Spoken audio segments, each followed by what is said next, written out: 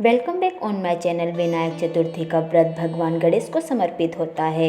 इस व्रत से जुड़ी एक कथा के अनुसार ऐसा कहा जाता है कि एक बार भगवान शंकर और माता पार्वती नर्मदा नदी के किनारे बैठे हुए थे। तभी उन्होंने समय व्यतीत करने के लिए चौपड़ खेलने का निर्णय किया, परंतु वहाँ पे कोई तीसरा व्यक्ति नहीं था जो कि उनके इस खेल के हार जीत का निर्णय ले सके।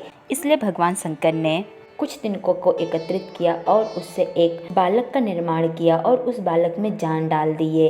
उसके पश्चात भगवान शंकर ने उस बालक से कहा कि हम चौपड़ का खेल खेल रहे हैं और तुम हमारे हार जीत का निर्णय करना। उसके पश्चात भगवान शंकर और माता पार्वती ने चौपड़ का खेल खेलना प्रारंभ किया और इस खेल में माता पार्वती 3 बार जीत गईं। परंतु जैसे ही उस बालक से पूछा गया तो उस बालक ने महादेव को ही इस खेल का विजयी बताया। इसलिए माता पार्वती को उस बालक के ऊपर बहुत ही ज़्यादा क्रोध आया और माता पार्वती ने उस बालक को श्राप दिया कि तुम लंगड़े हो जाओ और कीचड़ में पड़े रहो। यह सुनकर वह बालक माता पार्वती से विनती करने लगा कि मुझसे गलती हो गई, मैंने यह जानबूझकर निर्णय नहीं दिया। यह बात सुनकर माता पार्वती उस बालक से बोली कि कुछ समय के पश्चात इस स्थान पर कुछ नाग कन्याएं आएंगी और भगवान गणेश का पूजा करेंगी। उन नाग कन्याओं से तुम पूछकर भगवान गणेश का पूरे विधि विधान से पूजा करोगे तो तुम इस श्राप से मुक्त हो जाओगे। उसके पश्चात माता पार्वती और भगवान शंकर कैलाश पर्वत की ओर चले गए।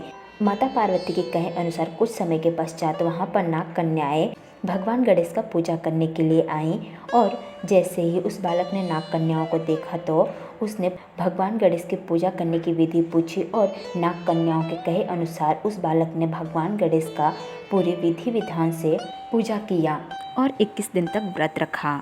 इस प्रकार से भगवान गणेश इस बालक के ऊपर बहुत ही ज़्यादा प्रसन्न हुए और भगवान गणेश उस बालक के सामने प्रकट हुए और बोले कि मांगो तुम्हें क्या चाहिए। तब उस बालक ने भगवान गणेश से कहा कि मैं चाहता हूँ कि मेरे पैर सही हो जाए और मैं कैलाश पर्वत तक जा सकूँ।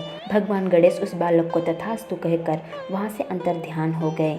इस प्रकार से बालक का पैर सही हो गया और वह कैलाश पर्वत पर गया।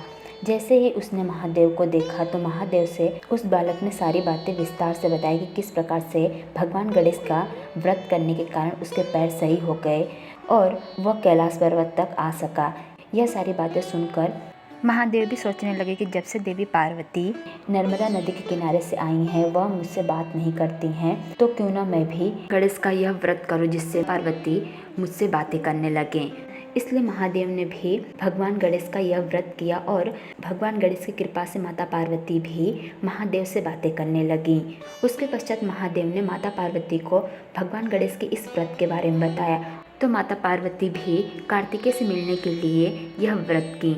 जैसे ही माता पार्वती ने भगवान गणेश के व्रत को करना प्रारंभ किया तो भगवान गणेश की कृपा से 21वें दिन ही कार्तिकेय स्वयं ही माता पार्वती से मिलने आ गए। इस प्रकार से भगवान गणेश के इस व्रत को मनोकामना पूर्ति व्रत के नाम से भी जाना जाने लगा। कहा जाता है कि जो भी व्यक्ति भगवान गणेश के इस व्रत को करता है उसकी सारी मनोकामनाएं पूर्ण होती हैं।